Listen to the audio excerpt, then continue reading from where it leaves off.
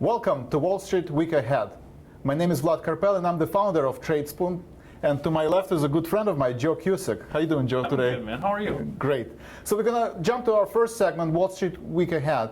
And everybody's watching S&P level. Everybody's waiting for the pullback because we had that V-shaped recovery from the October lows. But the VIX is going down and S&Ps keep crawling up. So I think there are different driving forces behind that. One is the earnings season is over, and almost all of the companies beat earnings estimates on the bottom line and the top line. We did see a little rally last week in gold and silver, and we might have a recovery there. Another sector to watch is oil. Oil has been drifting between 73 and 75, and a lot of institutional investors are betting that going into January and February, we might have a recovery where we're going to reach 80 to 85 levels. So watching the oil and commodities is very important. We had some instability, geopolitical instabilities in Russia, where Russian forces put more soldiers in the Crimea. So that causes a lot of the instability. Last week, another thing to watch is the biotech, and biotech has sold off towards the end, and this is kind of indication of taking the profit off the table. So, Joe, in summary, what do you see in the Wall Street Week Ahead, and going over the concepts? You know what, I agree with you from the perspective that the market right now is looking for some sort of pullback. I would be very leery about going all in on any positions on the long side. Volatility has been holding up into the cash volatility, the VIX, the VIX, holding up at that 14 level. As a matter of fact, we see it up a little bit today. Keep an eye on that. Yes, it has pulled back after that bounce that we had in the market. Volatility has had a reverse V as far as going up and coming down. But at the end of the day right now, market traders, market players are anticipating some sort of pullback. Specifically, as we discussed last week, look at the S&Ps right around that 2,000 level is that support area that you want to watch. If it holds there, that's going to be a great opportunity, if it holds there, for a potential purchase level as far as getting into some names that you want to utilize, whether you have your list of your own names or you're using the technology at Tradespoon. A couple other things you want to keep on your radar screen for this week.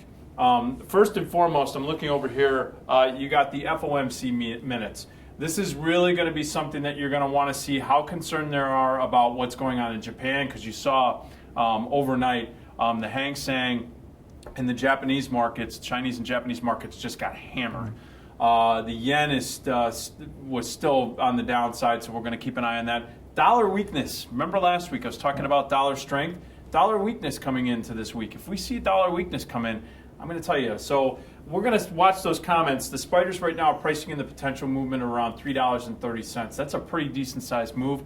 And again, we're looking for that pullback. We're going to see if the market does start to get some pressure. Watch the small caps. As you said, we're looking at different market sectors and segments that will start to show some pressure on the market. And one of those is those small caps, the IWM or the Russell 2000.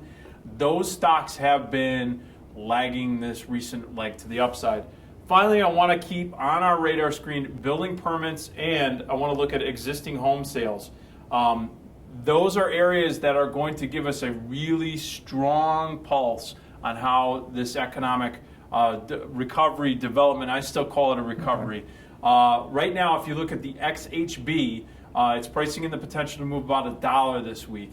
That's the segment that looks at that housing sector, the sector ETF. So take a look at that, folks. That's somewhere where if you're going to see some bearishness come into play in that sector, that could be a great indicator of what's going on for the general market. And again, that pullback that we're anticipating, I'm not looking at it more than maybe a couple weeks, maybe within getting into the December month.